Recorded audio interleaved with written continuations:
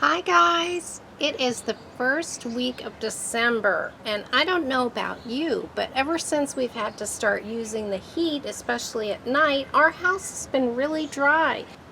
And the houseplants aren't happy about it, particularly the humidity-loving houseplants like orchids. So I hope I'm not doing this too late. I just couldn't get to Home Depot a couple of days ago when I noticed this, but I did get there today. I went there specifically to get some moss, and I'm going to be using this around my orchids. Let me show you how sad this wonderful orchid looks. This was my rescue orchid too, so I'll be particularly devastated if I can't save this. But what I did, and they have been doing fine up until now, was put them in some mulch. And I think that's fine in the summer, but when in the winter and when you have the heat running, you have very low humidity, and I just don't think that that bark holds enough for the orchids. They dry out pretty quickly is what I'm trying to say. So I have decided to swap out the bark treatment with some sphagnum moss, and I have some here that I've already gone ahead and soaked. It's nice and moist, and I think that is going to create the atmosphere that the orchids like, hold that moisture longer, particularly when we're running the heat. Even though I've upped my watering schedule since the heat has been turned on, these roots definitely aren't staying moist long enough for the plant to uptake that moisture. So we're going to mimic what happens in the rainforest. And this one, this actually does have a lot of roots on it, really good roots, so I'm very hopeful about that. But I'm just going to take them out and wrap it in some moss and put it in this new orchid pot, which seems a little bit large, but I'll just loosely pack it with my new moss, which I've moistened. In nature, they're growing on the sides of trees. They're not actually planted in the ground the way nature does it. So naturally, they're kind of getting a lot of air circulation, and that pot with the holes in it will allow all that air to get into the roots. Now, I am having a lot of trouble getting this one out. I think it's long outgrown this pot. I'm just going to try to wiggle it, tap it a little bit. I'm squeezing it. It is really tucked in there, so maybe it's just outgrown the pot in combination with the heat coming on. But I'm pretty glad that I am keeping a close eye on these. Oh, I finally got it out. Okay, so as you can see, look at the way this root has been growing. There's a big open space in there. It's obviously been kind of growing around that middle and only at the edges, probably where the water congregates. So I'm just going to shake some of this off. Some of it can remain as well. And I don't really see anything that looks like it needs trimming, so I'm just going to leave that alone. And I'll take this leaf off later. I'm not too worried about it. The one that's under here, I'll just trim that later. But right now I'm taking care of this root system. I am very impressed with the size of that one, guys. So what I'm going to do is I'm going to press a little bit inside. I'm going to put that moss in the middle, and the roots, as they grow from the center, will push that down.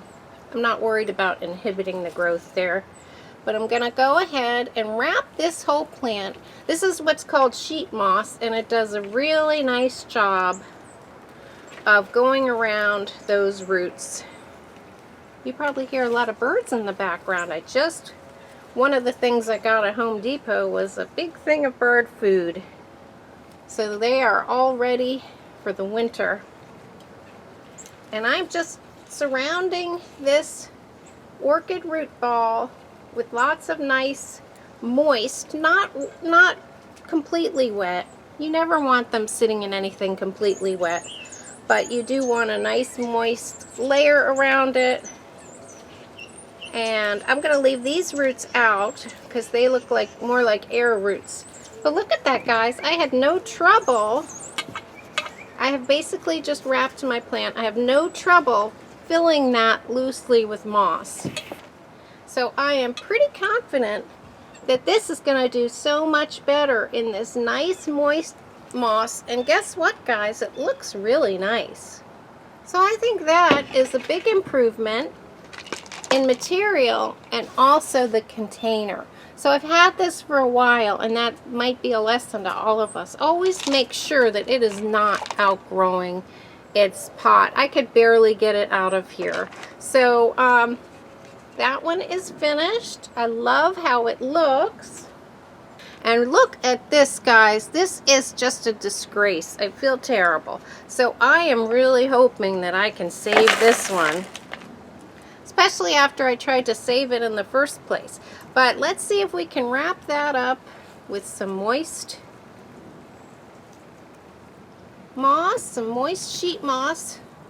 Looks like I've prepared way too much.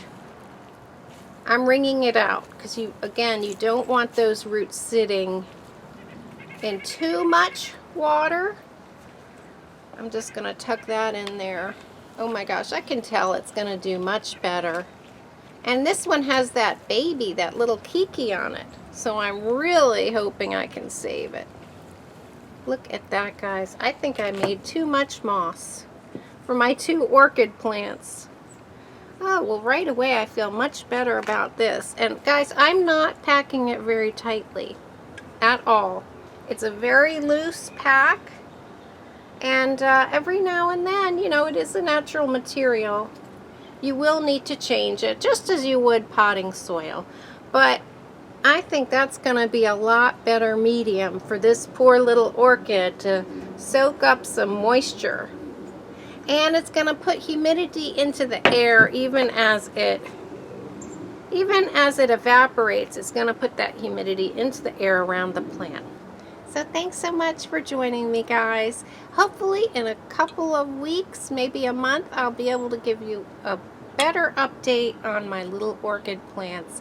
And honestly, I could have just bought a new orchid for a lot less money, but part of the fun for me is the challenge of keeping them alive, getting them to rebloom, and I feel a responsibility towards these little living things. So now they are being well cared for. But I hope you're having fun with your plants, and I hope you're having some orchid success. And thanks so much for watching. I'll see you next time.